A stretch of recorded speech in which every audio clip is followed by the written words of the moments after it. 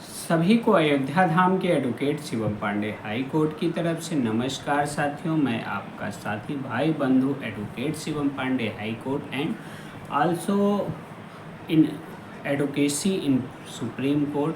अपने सारे मैटर्स को मैं स्वयं ड्राफ्ट करके वहाँ पे AOR की मदद से दाखिल कराता हूँ और चीज़ों को डिस्क्राइब रूप से रखते हुए अपने जो हमारे मैटर्स हैं उन मैटर्स को हम आप स्वयं अपनी देख रेख में रखते हैं। और हाई कोर्ट में भी हमारी रेगुलर प्रैक्टिस प्रयागराज बेंच और लखनऊ बेंच में बनी हुई है, जिसके कारण से हर एक प्रकार की शिक्षा जगत की खबरें मैं आपको देता हूं। कल BEd BTC संबंधी जो विवाद है उसमें शिक्षा मित्रों ने भी एंट्री ले ली है और कल धुआंधार बहस हुई है। साथियों 3 अप्रैल को एक अच्छी बहस हुई है BEd और BTC और शिक्षा मित्रों की तरफ से। उसी के विषय में आपसे आज चर्चा करने जा रहा हूं, चूँकि लाइव सेशंस के माध्यम से मैं भी जुड़ा हुआ था PS पटवालिया जी का और BTC के वकील का और शिक्षा मित्रों के वकील की, सबकी आर्गूमेंट मैंने सुनी। और चूँकि मेरे भी द्वारा वहाँ इम्प्लीमेंट दाखिल की गई है तो हर एक प्रकार के से शिक्षा जगत से, चूँकि BEd अभ्यर्थियों के साथ कहीं भी कोई भी छलावा ना हो, इसलिए हर एक प्रकार से शिक्षा जगत की पिटिशन्स पे मैं कार्य भी करता हूं और चीज़ों को डिस्क्राइब रूप से आप लोगों के सामने रखता हूं। आपको पता है कि BEd को पूर्वत बाहर करने के लिए विभिन्न राज्यों के BTC के अभ्यर्थी माननीय सर्वोच्च न्यायालय गए हुए हैं, जिसमें उन्होंने उत्तराखंड सरकार, राजस्थान सरकार और अन्य मामलों को आगे रखा है। और चूँकि उत्तराखंड के हाई कोर्ट, राजस्थान के हाई कोर्ट ने भी BEd अभ्यर्थियों को पूर्वत आदेश के पूर्वत जो है बाहर करने का फैसला किया है, इसलिए तो इन लोगों का पूर्णतः जो है ग्रीवियांस BEd अभ्यर्थियों का ख़त्म करने के लिए BTC के अभ्यर्थी गए हैं और कह रहे हैं कोर्ट में कि चूँकि हमारी सीटों का हनन हुआ है इसलिए इन्हें निकालते हुए हमें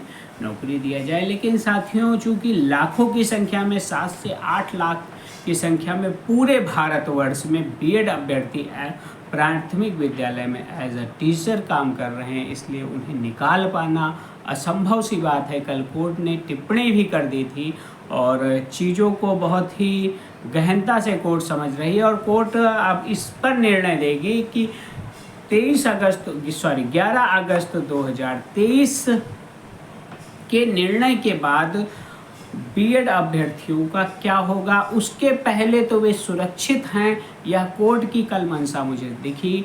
धूलिया साहब और अरविंद बोस साहब दोनों की मंशा जो थी वो स्पष्ट थी कि हाँ, जो है हमेशा आदेश जो लागू होता है वो पूर्वत ना लागू होकर पोस्टीरियर लागू होता है। आप कहीं से भी पता कर लीजिए, किसी भी विधिक उससे पता कर लीजिए। एज आ एडवोकेट मैं ये जो टिप्पणी कर रहा हूँ वो 100% आपको सत्य साबित होती हुई दिखेगी कि BEd अभ्यर्थियों का भविष्य जो तैनात हो गए हैं या जो भर्तियां चल रही हैं उसमें सुरक्षित है अभी, और जो ब्रिज कोर्स है वही सर उन्हें करके आगे अपने पदों को सुरक्षित रखना होगा। और सिर्फ कोई यह कह दे कि चूँकि फैसला आ गया है इसलिए जो बाहर हैं उनको अंदर करिए, और जो BEd के अभ्यर्थी लाखों की संख्या में माननीय सर्वोच्च न्यायालय के आदेश के पहले चयनित हो गए थे, बराबर रेगुलर सैलरी पा रहे हैं, उन्हें बाहर करिए, तो यह असंभव सी बात है साथियों। और कोर्ट ने भी कल स्पष्टता अपना एक व्यू दिया था कि हम बाद में ही लागू कर सकते हैं, पहले लागू नहीं कर सकते हैं। कई हाई कोर्ट के उदाहरण दिए गए, तब PS पटवालिया सर के माध्यम से हर एक प्रकार से पश्चिम बंगाल से लेके अन्य राज्यों में जहाँ जहाँ पर BEd को बाद में एग्जिट माना जा रहा है उस आदेशों का भी वर्णन किया गया। PS पटवालिया जी ने बहुत ही स्थिरता से, बहुत ही अच्छे ढंग से BEd अभ्यर्थियों की पैरवी की है और सिर्फ BTC के अभ्यर्थियों के वकील किसी तरह टाइम लेकर या फिर जो है कोर्ट को विदाउट लॉ और इलीगल बातों को समझाते हुए आगे बढ़ रहे थे। शिक्षा मित्रों का ग्रीवियांस के लिए उत्तर प्रदेश की तरफ से शिक्षा मित्र एसोसिएशन ने एक वकील कर रखा था, जिसमें दोनों जजों ने कहा कि हम क्या जाने शिक्षा मित्र क्या हैं, ये शिक्षा मित्र क्या होते हैं। तब वहाँ पे कोर्ट को समझाया गया, तो कोर्ट ने कहा ये अनदर मैटर है, इसको यहाँ बीच में ना लाया जाए। हम यहाँ पर यह तय करने बैठे हैं कि बीएड अभ्यर्थियों का ग्रीवियांस कहाँ ख़त्म हो रहा है, आदेश के बाद ख़त्म हो रहा है या आदेश के पहले लागू होगा। क्योंकि एनसीटीई ने जो भी गाइडलाइन जारी किया था, तो नियोक्ता की गलती की सज़ा अभ्यर्थी को कभी नहीं मिलती है। इसलिए दोनों जज महोदय बिल्कुल दृढ़ता से, बिल्कुल स्पष्ट तरीके से 100% मेरे हिसाब से यह तय कर चुके हैं कि बीएड के अभ्यर्थी किसी भी भर्ती से बाहर नहीं होंगे, और जो अभी वर्तमान में सुचारू रूप से चल रही है, जहां उनसे आवेदन, प्रत्यावेदन और काउंसलिंग करा ली गई है, या फिर अभी एग्ज़ाम के बाद अन्य प्रक्रियाएं होना शेष हैं, वे भी अभ्यर्थी उस भर्ती में रहेंगे। आगे से जो भर्तियां आएंगी उसमें बीएड को प्राथमिक विद्यालय में नहीं लिया जाएगा। जहां तक मैं देख पा रहा हूं यही है।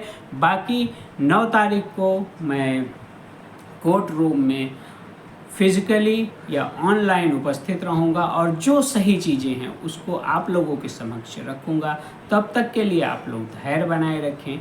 सभी स्नेहिल बंधुओं को, अभ्यर्थियों को अयोध्या धाम के advocate Shivam Pandey high court की तरफ से जय श्री राम, जय हनुमान, जय महाकाल। आप सभी का दिन शुभ हो। आने वाले समय में बृहत्तम के साथ सभी साथियों का कल्याण हो। इन्हीं शुभकामना के साथ पुनः नमस्कार, धन्यवाद।